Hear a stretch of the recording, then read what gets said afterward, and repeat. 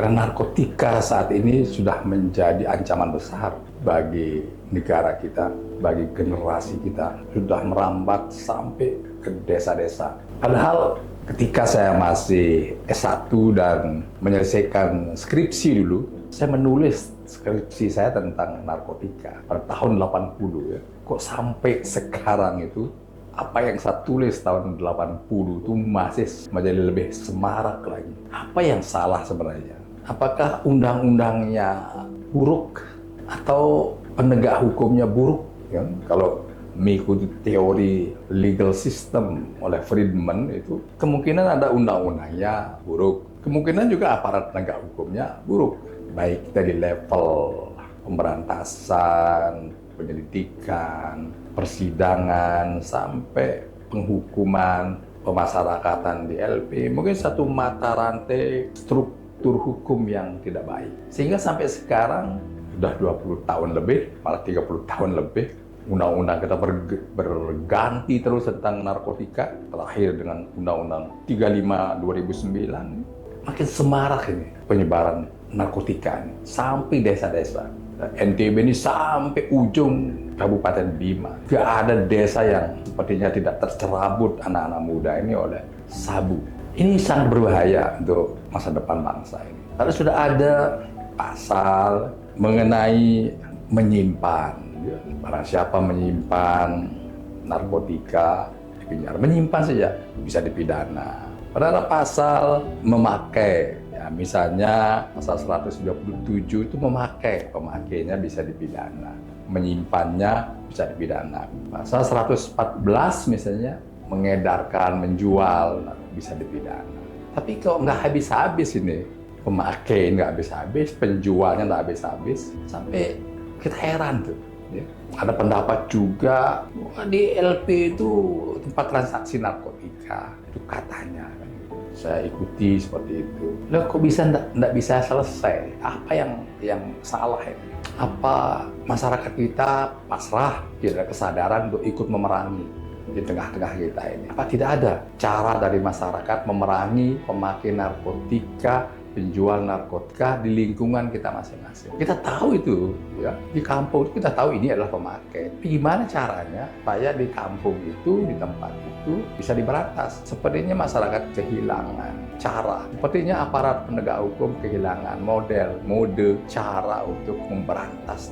Tidak heranlah gagasan dari petinggi TNI itu, dia bilang, ya kita ambil alih saja. Khusus penanganan narkotika diambil alih dari wewenang TNI. Itu ada sakit. Mungkin itu akibat geramnya teman-teman di Tentara Nasional Indonesia melihat fenomena maraknya narkotika. Geram ya. Serahkan sudah urusan narkotika di tangan tentara. Dia akan memakai cara yang terjadi tahun 80, apa disebut Petrus, penembakan misterius. Tidak perlu lagi tuh pengedar narkotika diadili yang akan menuh-menuhkan LP, tembak saja.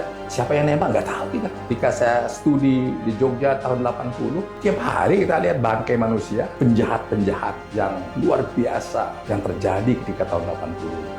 Wanita diperkosa oleh orang-orang bertatu ketika itu, penjahat-penjahat yang bertatu. Seenaknya merampok wanita yang di jalan, seenaknya memperkosa wanita, sampai geram waktu itu. Sehingga ada penembakan misterius. Siapa menembak? Tidak tahu. Tiba-tiba setiap pagi kita jumpai mayat, siapa yang membunuh? Tapi oleh pemerintah disebut penembak misterius. Dan selesai, aman. Tidak ada lagi pemerkosaan, tidak ada lagi perampokan, tidak ada pemerkosaan di tengah malam oleh orang-orang yang tidak jelas, orang-orang bertatu ketika itu. Dan rame-rame orang bertatu di seluruh Indonesia ini menghilangkan tatunya di rumah sakit karena takut dia akan menjadi korban penembakan misterius.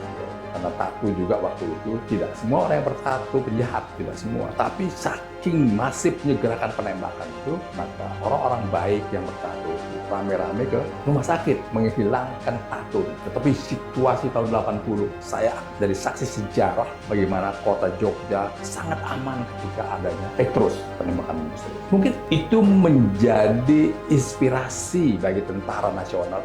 Ayo kita ambil alih lah keselamatan bangsa dari racun narkotika. Sebagaimana dilakukan oleh Filipina, presidennya tembak di tempat. presiden Filipina. Walaupun HAM, melanggar HAM, kita bisa counter melanggar HAM itu. Menghancurkan masa depan orang itu pelanggaran HAM juga. Menghancurkan masa depan generasi-generasi kita, apa tidak pelanggaran HAM? Sangat melanggar HAM. Hak untuk hidup orang dihancurkan. Maka kita lawan dengan counter pelanggaran HAM itu dan pelanggaran HAM juga. Saya setuju apabila pemberantasan narkotika itu diambil alih oleh satu tim, apakah dibentuk bersama antara polisian, tentara, tim dari kejaksaan, bentuk satu tim Satgas Pemberantasan Narkotika Tidak Pandang Bulu. Satgas ini bergerak dari tahap penyidikan sampai di LP. Satgas ini bergerak supaya LP itu tidak tercerabut oleh orang-orang yang bertransaksi di LP. Oleh karena itu, satu sisi memang sekarang Presiden Prabowo membentuk kementerian bidang lembaga pemasyarakatan yang menangani itu, hukum pemberdayaan ke lembaga pemasyarakatan. Tapi kalau hanya tugasnya mengangkat polisi LP, tidak bertugas untuk memberantas kejahatan di dalam LP, dan artinya menteri yang bertugas soal pemberdayaan masyarakat, lembaga masyarakat LP. Jadi mari kita berpikir dan merenung apa yang harus dilakukan untuk memberantas narkotika yang sudah masif sampai desa-desa. Apa generasi ini yang kita akan suguhkan sebagai anak cucu kita, karena generasi yang loyo, generasi yang matanya sayu, badannya kurus kerempeng karena habis oleh narkotika. Kita harus memulai sekarang menghancurkan narkotika dan gembong-gembongnya. Itu sudah kita tahu kok. Saya sudah tahu kok gembong-gembongnya itu. Tapi kok masih saja. Dan TB terutama. Ya paling dirazia tempat itu aja terus. Tidak pernah beralih dari tempat-tempat itu. Bila perlu dibom aja tempat itu kan selesai masalah. Kita udah geram soalnya. Karena itu saya setuju gagasan petinggi TNI untuk mengambil alih itu dan membentuk tim yang lebih dahsyat memerangi narkotika. Terima kasih. Assalamualaikum warahmatullahi wabarakatuh.